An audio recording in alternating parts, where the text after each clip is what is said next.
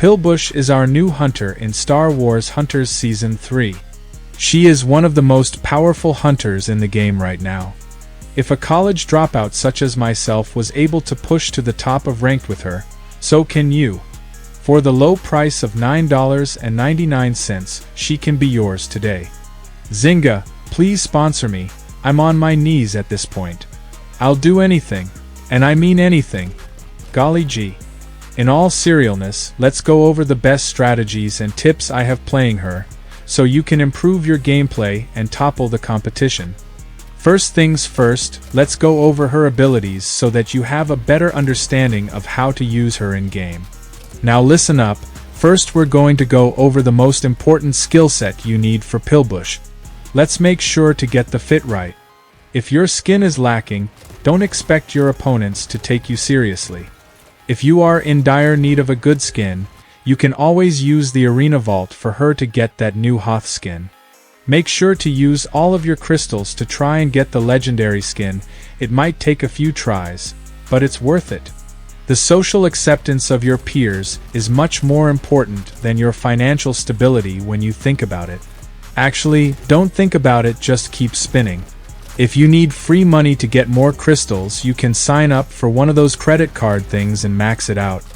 Make sure to throw it in the trash when you're done with it, and block any callers saying they want their money. Don't let people scam you out of your free money. I feel I have to put a disclaimer just in case. But yeah, never do that. Now that your PB is dripped out, let's talk about her abilities. Oh yeah, and I'm also gonna call her PB from now on if that's cool with you. We just got it like that. Starting off, PB's mechanical leap is an interesting way of traversal and dealing damage. You can leap onto buildings, bridges, escape routes, etc. with her leap. You can leap onto the roofs of Vespera Row from the side streets, as you don't have to go around the stairs or launch pads. Most players also won't expect you to pop up on the sides, which counts as a good flank. There are also numerous other jump spots you can use with her, some of which I'm not even aware of. It's good to experiment trying to jump over obstacles or walls because you might just find a new shortcut. When you slam down on enemies when you land, they will be knocked back slightly as well and take minor damage. This is most useful for control points like on B to get them out of the circle to protect or capture the point. You aren't gonna fling someone across the map like Sentinel with the touchdown, but it's good for disorienting someone for a brief second. Next up, her throwable whiskies are going to be your crutch for her. The ability when thrown will tremendously slow down and slightly damage enemies over time in its radius. The damage over time isn't too significant, but can be used to finish off enemies who are low. The main component you want to abuse is to slow down your enemies so you can finesse around them with your main cannons. I cannot emphasize enough how important the whiskies are for the ultimate. Your enemy, especially if they're competent players, will notice the big yellow caution sign above your bomb when it's placed down and will escape from there ASAP. However, if you trap them in whiskies, it will be too late for them to run away because they are engulfed in that spot. It doesn't matter if they are a tank, they are most likely dead if they're in the middle of it. Unless they're butthole char and save their health ability for the ultimate, then I guess I'll go fuck myself at that point. If you're caught in her whiskies, you are better off standing still waiting for respawn, because you aren't going anywhere, brother.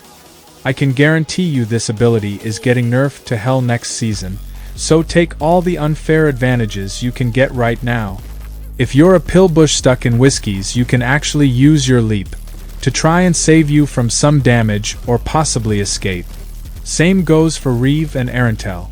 This next one is gonna be a lot to unpack. Her overload ability is exactly what the name describes. Ape shit tweak fest. Oh god, what happened to my son? He was just here, someone help me find him. Your reload speed and mechanical leap cooldown are reduced, your movement speed is greatly increased, and you get extra armor for your vehicle. Again, me personally, I like to pair this with her whiskies to use my speed to finesse around slowed down players, deal the most damage to them with a quicker reload, and if you're putting round after round into a hunter, they are going down quick. The speed boost is also good for getting to control points quickly and even the trophy. The speed boost is around the same swiftness as Skora's ability, which is pretty crazy to think about. And yeah, her ultimate is just way too good. Pop that shit around a group of enemies, or even just a pesky tank, and watch them all perish. You want to focus on grouped up enemies if possible, because the area of effect with her cannons separates her from most other hunters. She can splash multiple hunters at once, making it easier to take out grouped up teams. As always, make sure to target support healers first if you can, so that they cannot keep healing their team and keep them alive. Her whiskies are great for stopping healers like Skora and Zaina in their track. Even if a Skora pops her sprint, the whiskies will still catch her like a sticky spider web with a fly in it, or like a rat in a glue trap, or like my uncle with happy hour at the local pub, or like me with a chicken Big Mac at the Golden Arch. Again, save your whiskies for grouped enemies or pesky healers and tanks to wipe them out. Always make sure to pop your whiskies on enemies next to your ultimate bomb. Trust me, you will guarantee kills you might not otherwise get. The overload ability is great for escape routes, dealing high DPS to a tank hunter, and sometimes I like to save it at low HP so I can stay in a battle longer or group up with my team. The mechanical leap ability is mostly for traversal and shortcut purposes, nothing you want to spam all the time.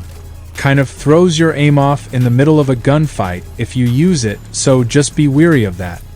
Like I mentioned, it's good if you're trapped in whiskies by another PB to dodge fire. When you use your main grenade launcher, it's good to keep a close distance to make sure the impact of the shells hits your target and deals full 70 critical damage. The longer of a distance you are to the target, the easier it is to miss criticals because the shells have a drop-off while in the air, and you're accounting for a moving target. You have to predict with your crosshair where the projectile will land from a distance, which is okay if you're firing at a central control point from a good angle, but you're probably only getting the 20-30 damage drop-off instead of the criticals for most of the round. As always, make sure to keep near your teammates and keep an eye out for where the enemies are on the map. Take flank routes when necessary, and try to stay alive as long as you can to keep your team momentum going.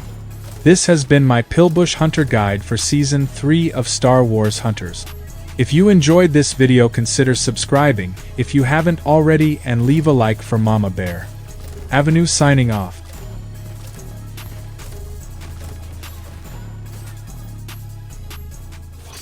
Hey fuckface, where's my sandwich? Please let me out of here.